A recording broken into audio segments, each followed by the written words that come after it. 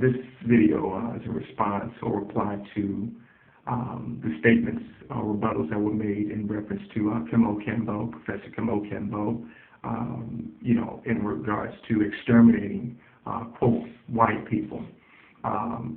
Personally, I'm in, agreement with it, because historically we have seen the so-called Euro-albino go through and, annihilate millions upon millions upon millions of people.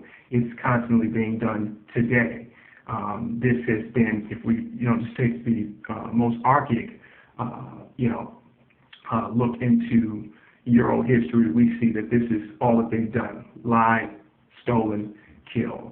Lied, stolen, and killed. And we see that as a survival thrust, they've had to do that because the landmass that they come from, which is referred to as Europe, basically, in sense of geography, does not really have an abundance of natural resources, of minerals, and those things like that. And so the land basically goes and does a lot of things. And so anybody that has some type of surface knowledge of archaeology, or not archaeology, but anthropology and sociology, and a few other things can identify the role or the role that your environment plays, specifically dealing with agriculture and so forth and et cetera. So I'm saying that to say that this was done as a survival for us to come out to foreign lands, which was a new world to them, and to conquer and dominate and destroy and sever and massacre. And we want to take a look at that. We want to take a look at when Cristobal Colon, misnomer or fallaciously referred to as Christopher Columbus, went through and encountered the peoples that he did,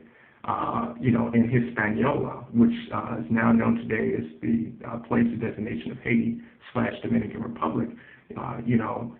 He said this was by far the most beautiful of nations that he had ever seen, the greatest of all nations that he had ever seen, and that they should be made to be the footstool of these Euro-albino invaders, pirates of all pirates. People talk about the Pirates of the Caribbean as the pirates of all pirates, and that's very important. We want to look at the impact of why he went out, and we want to look at the significance that the so-called African Moors played just at the onset of his voyage to this new world. We want to look at that. We want to look at, the fact that, there's a medical apartheid here within the country and across the globe, because it's bigger than just the so-called Afro-American. How dare anyone here in this country that's of so-called African descent, that's a misnomer, go and say anything about rights when you don't have any rights, when the albino shouldn't be here. You don't go to the albino to refer to rights. You don't go to the albino to refer to anything about righteousness.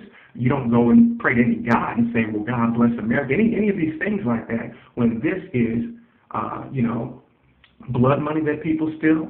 This is, this is a land of murder and mayhem, and so there is a justice that has not been served. And it must be served, and there's no denying that. And so for those that want to assimilate or identify and connect and annex themselves to that, then so be it. But it would behoove the person to really consider where they stand. It would behoove the person to consider that you're sleeping with an enemy. It would behoove the person to consider that everything that you've done, the more that you've, identified with this Euro-albino, the more that you have hurt yourselves by way of health, through diet and everything else.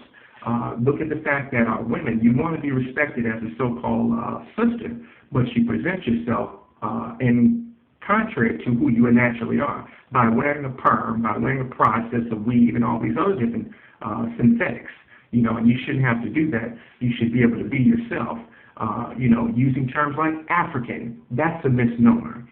There's never been a monolithic term like that, because they didn't have to, because the so-called melanotic or indigenous perspective that we had as people throughout all the different ethnicities and not tribes of Africa was one where the whole world was on. So where's the division between this and that? Now, where I am, I may designate it, but there was no continental reference to land masses. This is a Eurocentric trend because they work with a dichotomous thought process versus a diunital thought process. So geometrically speaking, we're talking about diunital being a circle, and then being dichotomous being a line segment. You know, so this is where they're always dividing something or separating something, you know, as opposed to bringing something together, you know. And, you know, the irony between, or within things like the invention of the internet and all these different things that supposedly bring people together, it actually has been promoting more of a impersonal society, you know. So we want to look at that. We want to look at the fact that these people have thrived on that. We want to look at the fact that the earth is in the turmoil that it's in, not because of any other ethnicity, it's been because of the Euro-albino and the influence that it's had on other cultures and their assimilation to this Euro-albino lifestyle, and especially considering that the global economic structure is inspired and rooted strictly within Western Europe. You know, so we want to look at that. We want to really take a look at that and consider that. We want to look at the homosexuality and how it's getting a rise at the ways that it has, and the fact that it's being heralded as though it's something normal in violation of people's indigenous cultures. This is a way of life. This is not something that's loosely, you know, lived or taken upon. This is a way of life. This goes to sustain people and, you know, have people here from 2012 to 40,012, you know. So that's very important. That's very important. And we have to develop a militant vanguard. It's being done, whether people know it or not. We have to develop that. It's not a coincidence, the so-called, you know, heralds about terrorism and all these different things like that. These are proactive measures in order to give justification for them, you know, repressing and suppressing and oppressing people continuously, and on and on and on, you know. But again, you know, when it's too late, this is when people will see this.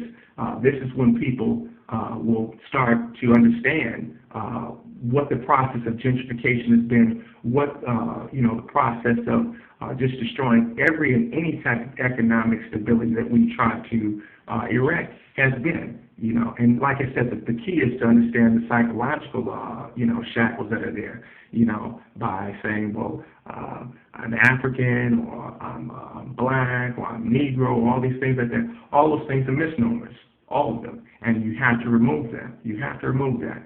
An Afrocentric education must be developed. This is not where, you know, I'm going through and I want to merely separate, because it's one thing to have equal education, as Dr. Amos Wilson talks about, and it's another thing to have relevant education. And so it's so-called blacks, or as I say, melanatic people, we want to make education relevant. And education has nothing to do with jobs.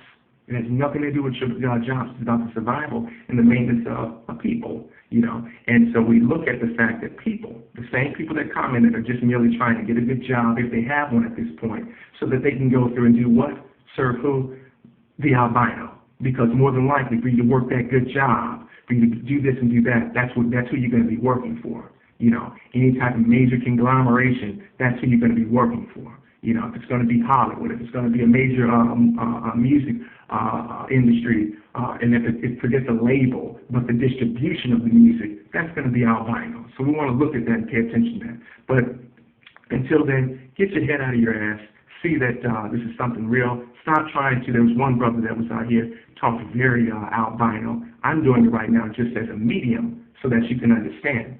Highly bi-dialectal, and there's no big eyes and little use, and if there is one, then it's just that the albino dialect or linguistic structure is certainly less than and not as complex and as well structured as the melanatic dialects throughout the world, specifically based and rooted within Africa, but throughout the world, because they all go through to reflect the richness that we have in the expressions, you know, that we use in order to navigate within our world. So with that said, like I said, stop being callous, stop trying to be politically correct, and know what the fuck you're talking about.